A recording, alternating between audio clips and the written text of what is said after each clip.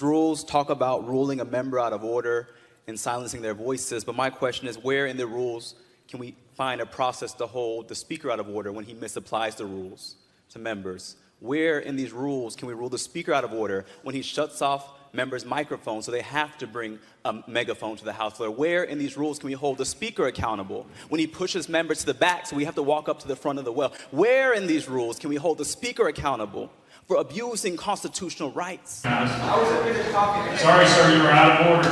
I wasn't finished speaking. I wasn't finished speaking. We came up here to tackle a problem, or at least some of us thought we were going to. Gun violence that is impacting this state, that has killed countless people and school children. And instead, we're starting off amending the rules of this body to limit our democracy? It's ridiculous. This is absurd. This is absurd. Shame on every single one of you who voted for these rules. Shame on you. If you haven't been paying attention to what is going on in the Tennessee Capitol, well, it's exactly what you'd come to expect from Republicans who voted to expel 2 young black lawmakers for protesting gun violence in the wake of the Covenant school shooting. You know, instead of focusing on the issue itself, they turned their attention to young lawmakers taking issue with the lack of action. Hey y'all, we are here just getting ready to start our special session. And as you can look, the rotunda has been shut down for the most part to the public under the orders of Speaker Cameron Sexton. This is our special session that was supposed to be around gun violence, but what we see is a party more concerned with stifling and stopping free speech and dissent than they are about stopping the gun violence that is plaguing our community and state. So carrying on from this, today Republican Speaker of the House oversaw a hearing that cut the mic of Representative Jones before his time was up, kicked out parents of the Covenant victims for holding up signs. People who bring guns to school. That's driving. Sure, there's a lady back there holding a cell phone standing at the balloon to leave the room. This is not what democracy looks like. Being here in general is raw.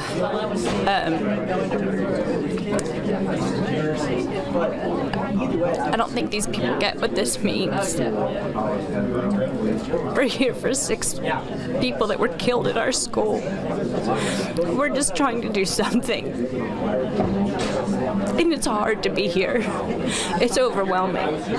We walk past the Proud Boys. I'm sitting with the TFA in front of me. And I'm just trying to sit quiet. I already got told I can't have my sign that says I'm a Covenant mom. That dignity's been taken away. And told reporters they weren't allowed to report from the rotunda, you know, the same rotunda that reporters have always reported from, because it was, quote, full. Translation, so that the Republican lawmakers could be free from discomfort. When the gallery opens. The gallery, but what about this area right here? It's full. Restroom. It's full? Yes, sir. It doesn't look full. Okay, well, it is. You can wait back there. I mean, I'm literally looking at a lot of open space behind you. You can wait back there. Who ordered this? Sir, I'm telling you to go back there. I'm asking who ordered this. I am telling you to go back there. Is it Speaker Sexton? Can you just say that? I don't. Do what? Is it Speaker Sexton? No, I don't get orders from him. Who do you get orders from? Go back there. I hear you. I'm just asking why it's like this. Yeah. For Sir, the if you'll first clear the time elevator. ever. The people are not allowed to assemble in the rotunda where they've gathered for generations to have their voices heard. We call this the People's House, but today we are keeping the people out of the People's House. On this side of the gallery of the Capitol, on the left, members of the public are able to go, but on the right side is shut down and it's only open to lobbyists. This does not look like democracy. This looks like authoritarianism and extremism and fascism. Once again, Cameron Sexton, the Speaker of the House, is showing the people of the state that he does not represent everyday people, but he speaks for the special interests like the Tennessee Farms Association and the NRA, who have hijacked our democracy. And so we hope that people continue to shine light on the People's House, shine light at the state capitol, and let them know that this is not what democracy looks like. And this comes as throngs of demonstrators returned to the Tennessee Capitol on Monday, once again urging lawmakers to respond to the Covenant school shooting with new gun control measures. This while a special session was held. I did want to point out to all of my colleagues that since we gavelled out of the last session, there have been 478 shootings, 7 mass shootings, 185 adults killed, 24 children killed, 38 children injured, 258 estimated firearm suicides. I don't know how we could ever look at those kinds of numbers and say that that is not an emergency. You're going material? What is the definition of material? We can't even debate that in the rules. It goes up on the board, and we limit somebody who sent me up here to represent thousands and thousands of Tennesseans silence for 3 days. I speak again. The supermajority rules me out again. I'm silenced for more. Again, I'm silenced indefinitely. Outrageous. This is outrageous. I can't believe this. We should have come up here and adopted rules to put people back on committees that should never have been stripped off committees. That's what we should be voting on. I can't believe this. This is an affront to representative democracy. I am ashamed that we are sitting here discussing this. This is a dangerous step that we are taking.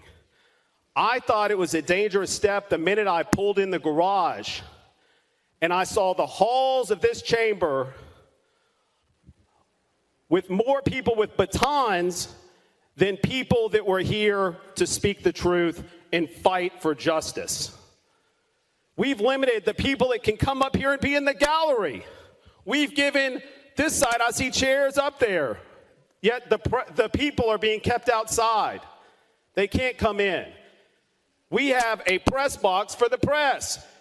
I love the press, but this is for the people, not the press. Representative Powell, we're on the rules. You're going off the rules. We're debating the rules package before you.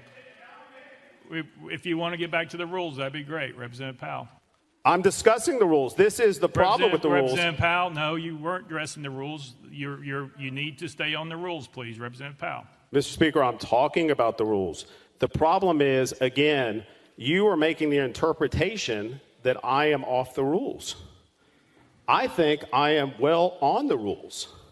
I'm discussing the rules that are here. But you know what? All of a sudden, I can be silenced for 3 days. The people of the 53rd District can be silenced for 3 days. And this is outrageous to me. I would ask my colleagues to vote against these rules. Let's do the work of the people. The people have called and begged us to tackle the issue. Let's do the issue at hand. Let's not start off this special session by limiting democracy. It's a very, very scary and slippery slope to go down. I'd ask members to vote no. And you want to know how things were going in that session? Well, aside from trying to silence opposing views, you know how in the wake of any mass shooting, Republicans swiftly blame mental health to avoid any conversation on common sense gun regulation. Well, it took Senate Republicans in Tennessee just 36 seconds to table a bill on mental health coverage and shut down the entire meeting. Okay, members, we do have a full quorum to be able to conduct business today.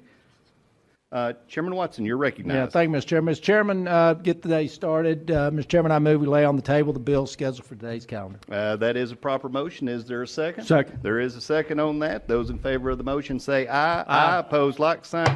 Motion passes. Mr. Chairman. Chairman Watson, you're recognized. Thank you, Mr. Chairman. Mr. Chairman, move adjournment subject to the call of the chair. All those in favor of adjourning, subject to the call of the chair, say aye. Aye. Those opposed, say no. Ayes have it. Committee's adjourned, subject to the call of the chair.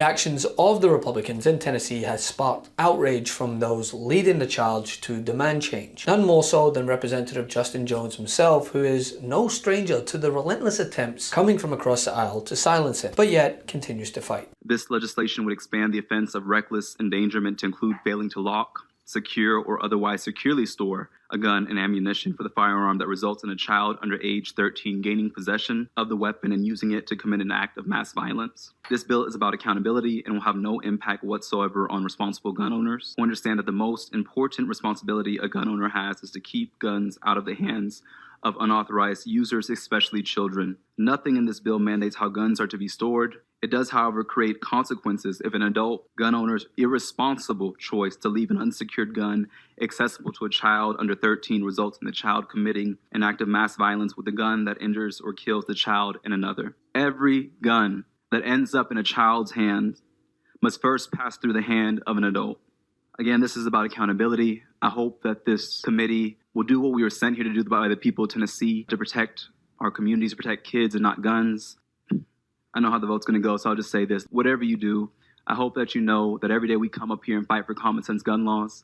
Those of you who ignore what I'm saying right now, those of you who try and silence us, we're fighting for your children too. We don't want any child to live in a world where they're terrorized by mass shootings. This is about responsibility. This is about making our community safer. This is about creating a Tennessee that protects kids and not guns. And with that, I submit my bill. Lots to discuss there. I would move to take this bill to the table. Do I get a statement? Yes, please. Thank you, Representative Fritz, for proving my point that we're even afraid to have the conversation. When you made the motion to move this to the table, I thought about the tables that the students of Covenant had to hide under. I thought about the desk that a father told me was removed from his child's classroom with bullet holes. So you can send this bill to the table, but that won't stop the discussion that's happening from the thousands of Tennesseans who are here demanding action. You can choose to try and silence discussion, but you won't silence the voices of the people demanding change, to say that we have to do something besides bow down to the Tennessee Farms Association and protect our children. You can be afraid of a conversation, but I'm more concerned about the kids who are afraid to go back to school. I'm more concerned about the parents who are afraid to send their children to school every day, weeping, scared, terrified because of the inaction of this body. So thank you for proving how courageous you are by sending this to the table with no discussion, because it shows what side you are on.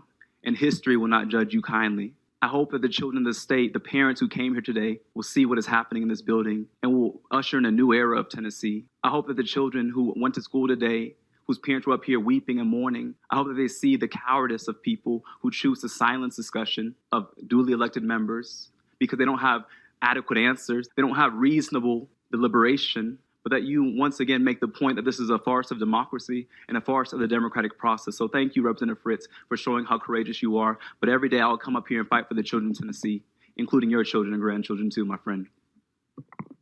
Chairman Doggett, you have 9 ayes and 3 noes. The tabling motion carries. Hey Meidas Mighty, love this report? Continue the conversation by following us on Instagram @MeidasTouch to keep up with the most important news of the day. What are you waiting for? Follow us now.